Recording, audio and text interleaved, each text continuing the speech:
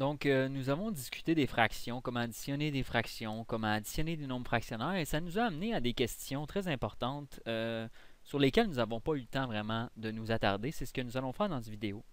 Donc, lorsqu'on parle des fractions, il y a deux concepts qui reviennent souvent. Le concept de PPCM et le concept du PGCD.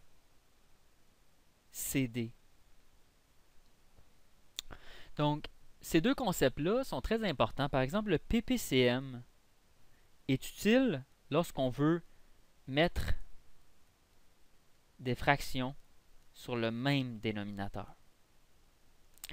Donc, on parle d'addition de fractions et de soustraction de fractions.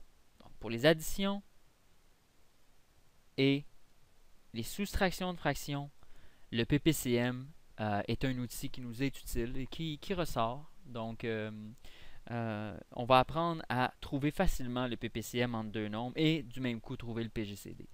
Le PGCD, qui est le plus grand commun diviseur, lui, à quoi il nous sert? Eh bien, le PGCD, lui, nous sert à réduire des fractions. Réduire des fractions. Donc, c'est pratique, réduire des fractions.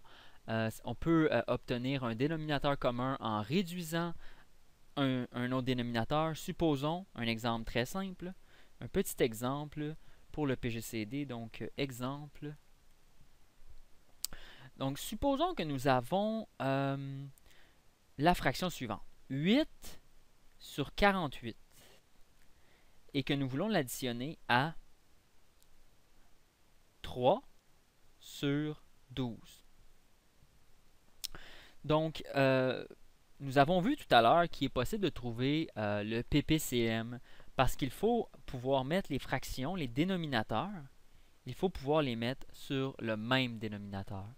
Donc, normalement, ce qu'on fait, c'est qu'on va essayer d'additionner, on va essayer, de trouver le PPCM de 48 et de 12, et ainsi, on trouve un dénominateur commun.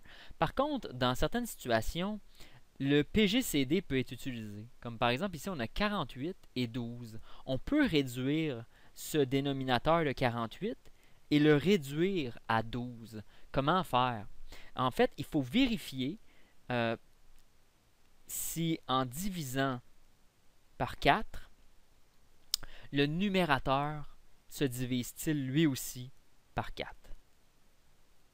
Donc, on peut diviser, comme je vous ai expliqué précédemment dans les vidéos précédentes, on peut diviser par 4 en haut et on peut diviser par 4 en bas si on désire changer la valeur d'une fraction, en fait, changer son équivalence, sa représentation, mais on ne change pas vraiment sa valeur. On crée une fraction équivalente. Donc, on peut créer une fraction équivalente en multipliant en haut et en multipliant en bas.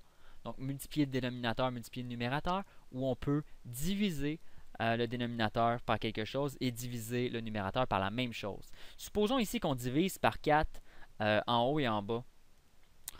On va trouver 2 sur 12 pour la fraction ici. Donc, on trouve 2 sur 12. Et l'autre fraction, qui était 3 sur 12, elle reste 3 sur 12. Et on voit qu'il arrive des situations dans lesquelles on n'a pas vraiment besoin de grossir nos dénominateurs. On n'a pas besoin de rechercher un dénominateur commun qui serait plus grand. Parfois, on peut le rapetisser. Et pour ça, l'usage du PGCD peut être utile. Comme par exemple, c'était quoi le PGCD entre 48 et 12? Eh bien, c'était 12. Et donc, on a utilisé ici le PGCD. On a utilisé ici le PGCD pour être capable de faire cette petite modification-là. Donc, comment faire pour trouver le PGCD et le PPCM? D'abord, on va parler du concept de factorisation première. Factorisation première d'un nombre. Ce concept-là pourrait porter d'autres noms. Au lieu d'être factorisation première, on pourrait dire que c'est la signature première. Donc, c'est une espèce de signature première.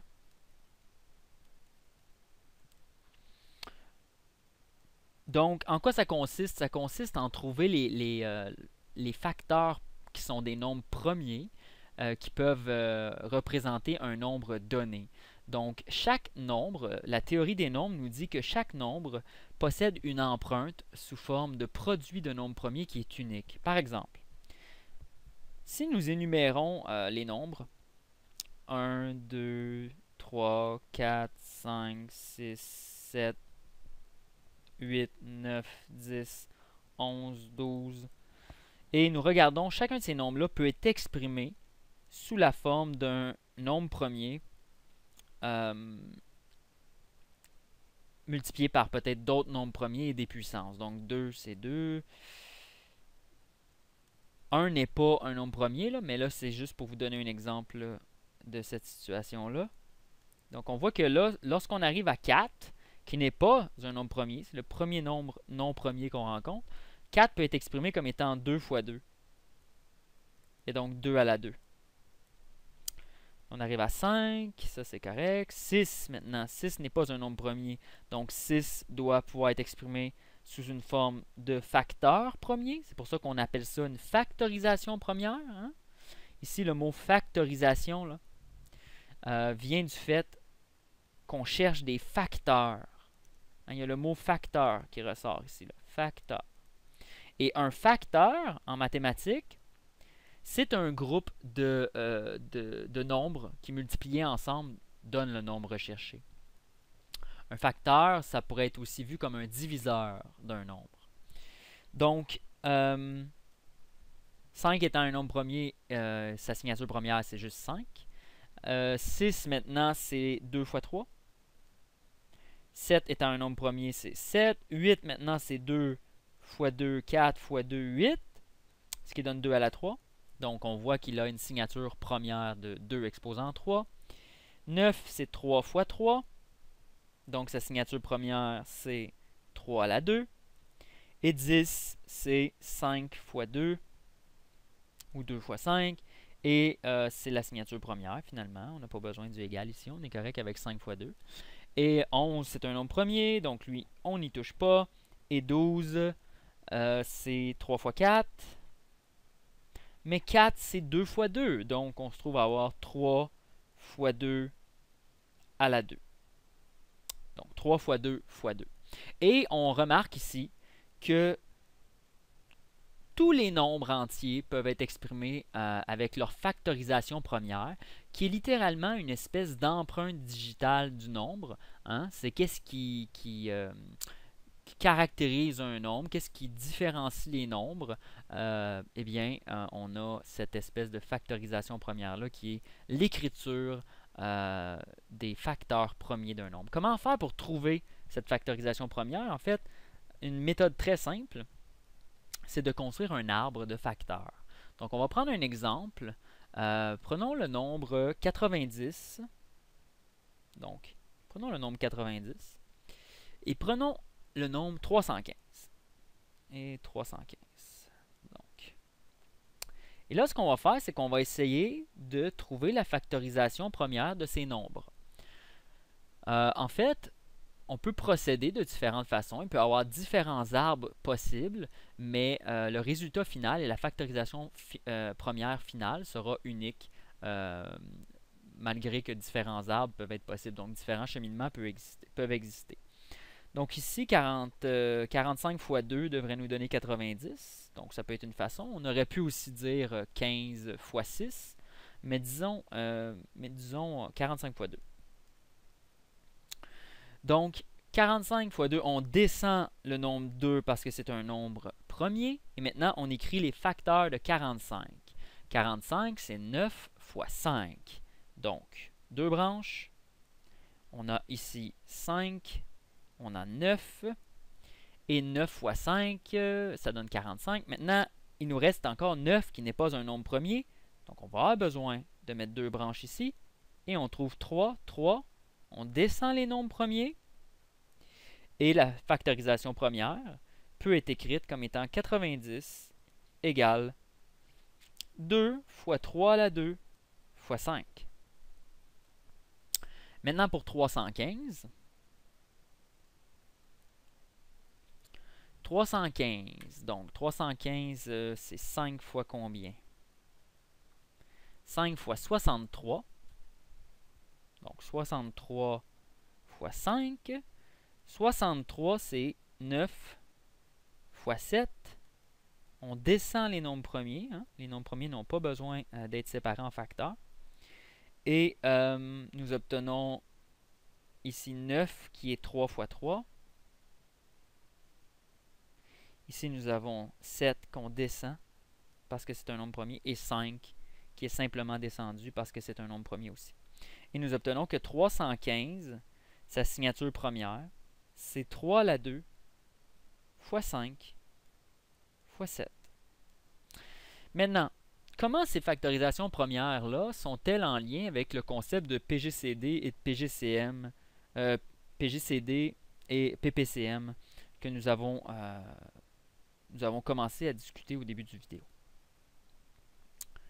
Donc, le PPCM et le PGCD peuvent être trouvés à partir de ces factorisations premières-là dans un diagramme de Venn.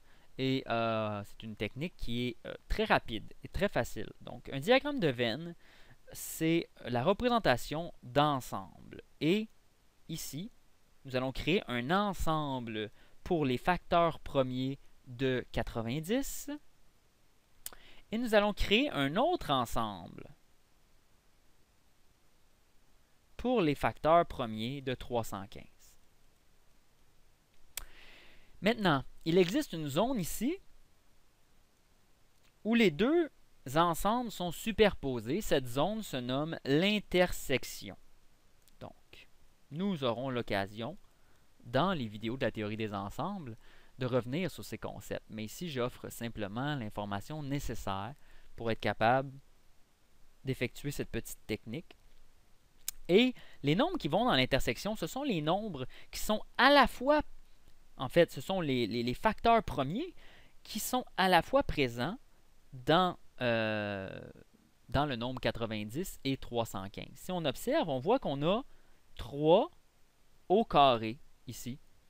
Et j'ai 3 au carré aussi pour 315. Donc 3 au carré va être un nombre qu'on va aller écrire dans l'intersection. 3 au carré. On peut écrire 3 fois 3 aussi, là.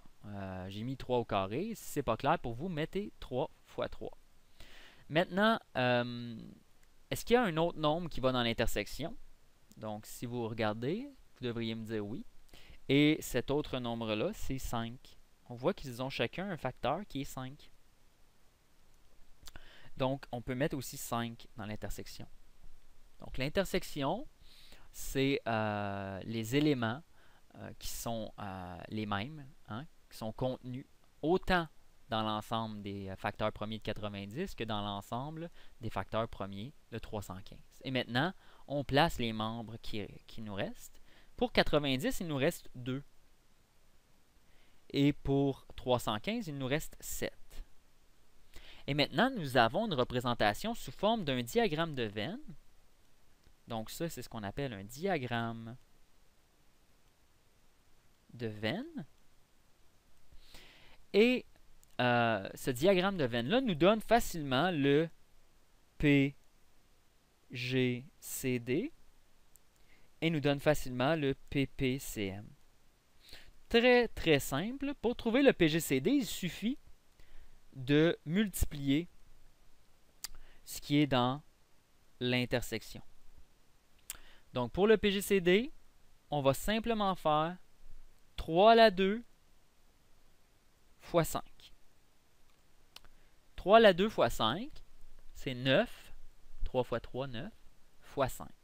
On trouve que c'est 45, le plus grand commun diviseur. Donc, à première vue, c'était peut-être pas évident que entre 90 et 315, le plus grand commun diviseur était 45.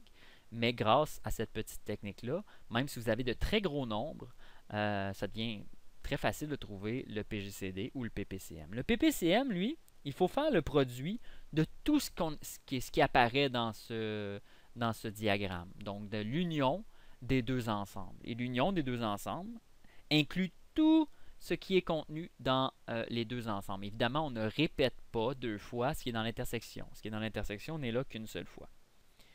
Et nous obtenons 2 fois 3 à la 2, fois 5, fois 7. Laissez-moi prendre ma calculatrice. 2 fois, dans le fond, 9, fois 5, fois 7. Ça nous donne 630. Donc, le PPCM est 630. Donc, le plus petit commun multiple est 630. Vous voyez que cette technique-là, quand on devient un peu expérimenté, ça va assez rapidement. Si on avait eu à faire les multiples de 90 en faisant 90, 180, 270, 360, 450, là, il aurait fallu continuer, puis là, 540, 630. Puis là, on aurait fini par le trouver, évidemment. Mais il y a des cas dans lesquels c'est excessivement long de trouver le PPCM et cette technique-là nous assure qu'on peut le faire en très peu de temps. C'est un algorithme, dans le fond, pour trouver le PPCM et le PGCD qui est pas mal plus efficace que simplement de tout énumérer. Et pour 315, on aurait trouvé que c'était 315 et le deuxième c'était 630. Et là, à partir de là, si on avait l'œil vif, on aurait pu constater qu'on avait 630.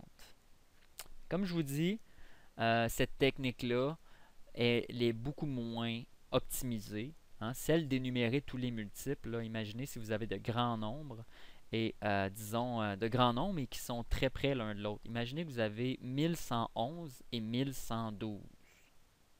Deux nombres, un à côté de l'autre. Et là, vous recherchez, évidemment, probablement qu'ils n'ont aucun... leur PGCD, c'est 1, là, dans le sens qu'ils n'ont pas de PGCD plus grand que 1. Mais le PPCM serait quoi? Bien là, en ce cas-ci, vous multiplierez probablement les deux valeurs ensemble et trouver un certain nombre.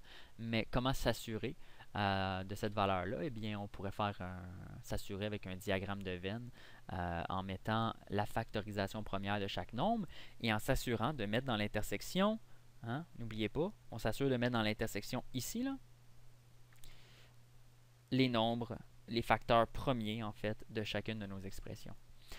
Donc, cette technique-là est à pratiquer. Essayez avec différents nombres. Par exemple, vous pouvez essayer avec 64 et 212. Voir quel est le plus petit commun multiple, quel est le plus grand commun diviseur. Donc, peut-être l'essayer avec 64 et 212.